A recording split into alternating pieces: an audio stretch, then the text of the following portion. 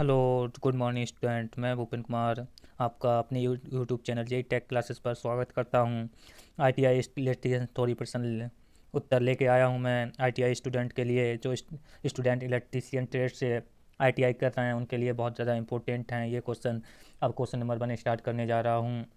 Question number 1 है, transistor में कितने पीएन संगम होती हैं? ट्रांजिस्टर में कितने पीएन संगम होती हैं? ट्रांजिस्टर में 2 पीएन संगम होती हैं। 2 पीएन संगम होती हैं। अब मूव करते हैं क्वेश्चन नंबर 2 की ओर। एससीआरए में कितने पीएन संगम होते हैं? एससीआरए में 3 पीएन संगम होते हैं। एससीआरए में 3 पीएन संगम होते हैं। 3 पीएन संगम होते हैं। अब मूव करते हैं क्वेश्चन नंबर 3 की ओर। डीसी जनित डीसी जनित्र का कार्य सिद्धांत क्या होता है? डीसी जनित्र का कार्य सिद्धांत क्या होता है? अन्योन प्रेरण होता है, या फैराडे का विद्युत चुंबकीय प्रेरण, या ओम का नियम, या क्लॉक का सिद्धांत? तो इसका उत्तर आया फैराडे का विद्युत चुंबकीय प्रेरण। अब क्वेश्चन नंबर 4 की ओर मूव करते हैं। क्वेश्चन नंबर 4 की ओर मूव करते हैं। 4 में है ट्रांसफार्मर का सिद्धांत। ट्रांसफार्मर का सिद्धांत फ्लेमिंग के दाएं हाथ का नियम है, फ्लेमिंग के बाएं हाथ का नियम है, अन्योन प्रेरण है, या फैराडे का नियम है? तो इसका इसका आंसर होगा अन्योन प्रेरण है। अन्योन प्रेरण है। अब क्वेश्चन नंबर मूव करते हैं 5 की ओर।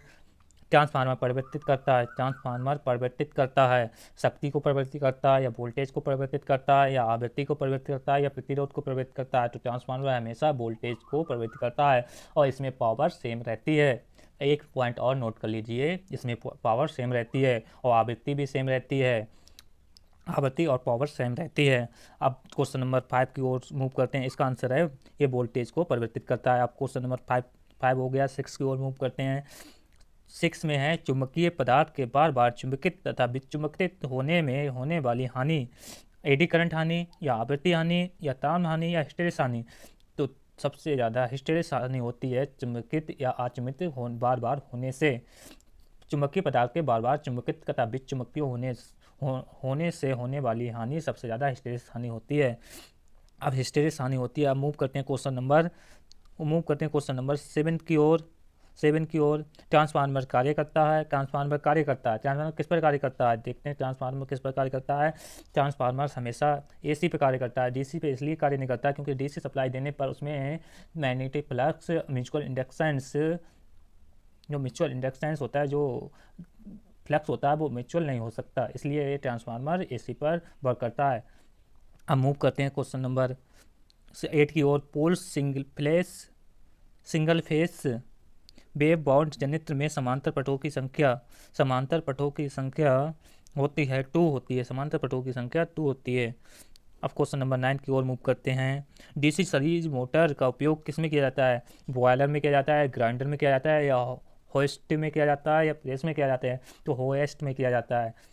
डीसी सीरीज मोटर का प्रयोग होइस्ट में किया जाता है। अब मूव करते हैं क्वेश्चन नंबर 10 की ओर। किस मोटर का स्टार्टिंग काउंट सबसे अधिक होता है? किस मोटर का स्टार्टिंग काउंट अधिक होता है? डीसी सीरीज मोटर का होता है, या डीसी शंट मोटर का होता है, डीसी कंपाउंड मोटर का होता है, या डीसी सीरीज सभी मोटरों का होता है? तो सबसे ज़्यादा स्टार्टिंग का और डीसी सीरीज मोटर का होता है। अब मूव करते हैं क्वेश्चन नंबर 11 की ओर। सी आर ओ का पूरा नाम। तो सी आर ओ का पूरा नाम तो कार्बन रे ऑक्सीस्कोप होता है, या कार्बन रेजिस्टेंट ऑपरेटर होता है, या कैथोड रेजिस्टेंट ऑक्सीस्कोप होता है, या कैथोड रे ऑक्सीस्कोप होता है? तो इसका होता है सीआरओ का पूरा नाम कैथोड रे ऑक्सीस्कोप होता है। कैथोड रे ऑक्सीस्कोप होता है। अब मूव करते हैं क्वेश्चन नंबर 12 की ओर। डीसी जनित्र ब्रश होते हैं। डीसी जनित ब्रश होते हैं कार्बन के होते हैं, या अभ्रक के होते हैं, या सिलिकॉन के होते हैं, या चुंबक के होते हैं? तो डीसी जनित में ब्रश हमेशा कार्बन के होते हैं। हमेशा कार्बन के ब्रश होते हैं। अब क्वेश्चन नंबर चलते हैं 13 की ओर। 13 में क्या आर्मेचर बनाया जाता है? आर्मेचर किसका बनाया जाता है? ये पूछता है आर्मेचर का जो भाग होता है वो किसका बनाया जाता है? कार्बन की पत्तियों का बनाया जाता है, या सिलिकॉन स्टील की पत्तियों से, या चांदी से सिलिकॉन स्टील को लेमिनेटेड पत्तियों से? तो आर्मेचर हमेशा सिलिकॉन स्टील की लेमिनेटेड पत्तियों से बनाया जाता है। इसे लेमिनेटेड इसलिए किया जाता है क्योंकि इसमें लेमिनेटेड करने से एडी करंट लॉसेस बहुत कम होते हैं। अब क्वेश्चन नंबर चलते हैं क्वेश्चन नंबर 14 की ओर चलते हैं। ट्रांसफार्मर में इनपुट सप्लाई से संयोजित बाइंडिंग होती है।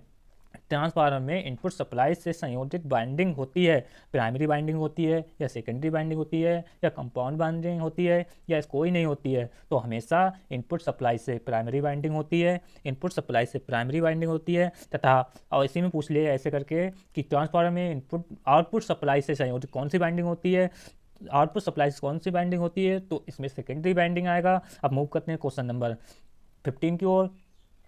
किसी परपथ में शक्ति व्यय 10 वाट है, किसी परपथ में शक्ति व्यय 10 वाट है और परपथ का प्रतिरोध 10 ओम है, तो परपथ में वोल्टेज तथा धारा का मान क्या होगा, तो इसके फार्मूले से निकालेंगे।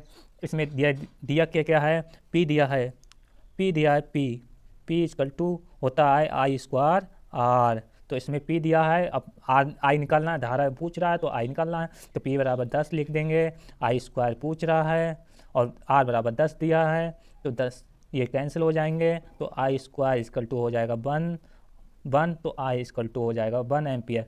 1 एम्पियर किस में है, 1 एम्पियर लास्ट वाले में, तो इसका आंसर 1 एम्पियर हो जाएगा। अब मूव करते हैं क्वेश्चन नंबर 16 की ओर। XCR में होते हैं क्या क्या होते हैं, एनोड बेस कैथोड या एनोड गेट कैथोड या एमीटर बेस कलेक्टर या सोर्स ड्रोन डेट, तो एमीटर XCR में हमेशा एनोड गेट कैथोड होते हैं, XCR में हमेशा एनोड कैथोड होते हैं। अब मूव करते हैं क्वेश्चन नंबर 17 की ओर। फ्यूज कहाँ जोड़ा जाता है, फ्यूज कहाँ जोड़ा जाता है, तो देखते हैं कहाँ जोड़ा जाता है। चालक और न्यूटन के बीच में जोड़ा जाता है, या फेस और न्यूटन के बीच में, या फेस और अर्थ के बीच में, या फेस और चालक के बीच में, तो हमेशा फ्यूज फेस और चालक के बीच में जोड़ा जाता है। फ्यूज हमेशा फेस और चालक के बीच में जोड़ा जाता है। अब मूव करते हैं क्वेश्चन नंबर 18 की ओर।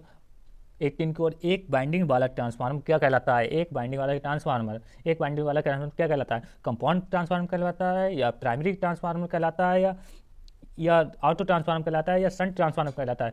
हमेशा एक बाइंडिंग वाला ये ऑटो ट्रांसफार्मर ऐसा होता है, ये देखिएगा मैं बना रहा हूँ, ये B है और ये ऐसे करके ये सेकेंडरी बाइंडिंग होता है B2, ये I1 होता है, तो ये सेकेंडरी बाइंडिंग होता है। ये ऑटो ट्रांसफार्मर, इसमें एक बाइंडिंग होती है, बस ये वाली बाइंडिंग होती है, और यहाँ पर ये कनेक्ट होता है, ये यहाँ पर कनेक्ट कर देते हैं या यहाँ पर कनेक्ट कर देते हैं, ऐसे ये ऑटो ट्रांसफार्मर है, तो इसमें एक बाइंडिंग वाला ऑटो ट्रांसफार्मर कहलाता है। अब मूव करते हैं क्वेश्चन नंबर 19 को। और बैक EMF आर्मेचर के EMF से होता है, कम होता है या ज़्यादा होता है, कितना होता है देखते हैं। कम होता है या अधिक होता है या बराबर होता है, अनंत होता है। अब बैक EMF का फार्मूला क्या होता है, EB equal to back EMF का बराबर होता है B minus IA into RA, तो इसमें RA होता है, तो हमेशा बैक EMF का मान आर्मेचर EMF से कम होता है, हमेशा कम होता है। अब मूव करते हैं क्वेश्चन नंबर 20 की ओर। 20 में आर्मेचर का प्रतिरोध होता है, आर्मेचर का प्रतिरोध कितना होता है, 1000 ओम होता है या 100 ओम होता है या 10 ओम होता है या 1 ओम होता है, तो हमेशा आर्मेचर का प्रतिरोध 1 ओम होता है। अब मूव करके क्वेश्चन नंबर 21 की ओर। आज के लिए इतना ही काफ़ी, थैंक यू फॉर वाचिंग। अब मैं कल से और आपके लिए ITI वालों के लिए वीडियो लेके आएंगे, प्लीज़ चैनल को सब्सक्राइब करें एंड बेल आइकन को दबाएं और ज़्यादा से ज़्यादा इस वीडियो को शेयर करें। Thank you for watching.